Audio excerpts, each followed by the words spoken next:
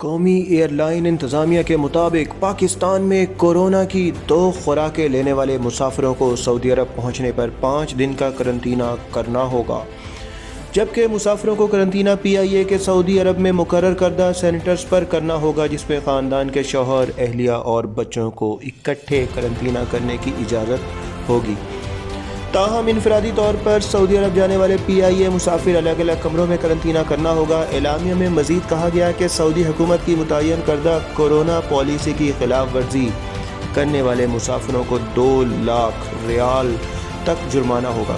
سعودی عرب پہنچنے پر ایئرپورٹ سے قرنطینہ سینٹرز تک ٹرانسپورٹ قرنطینہ سروس مہیا کرنے والی کمپنی فراہم کرے گی، جبکہ 24 گھنٹے بعد کورونا کا دوسرا ٹیسٹ ہوگا۔ PIA کے مسافروں کو وقت سے پہلے قرنطینہ سینٹر میں کمرہ خالی کرنے پر فوری PIA کے سعودی عرب میں تعینات حکام کو اطلاع دینی ہوگی، جبکہ ٹریول ایجنٹ یا قرنطینہ سروس فراہم کرنے والی کمپنی کے اصرار پر 5 دن سے قبل قرنطینہ سینٹر ہرگز نہ چھوڑیں بھی ہدایت کی گئی۔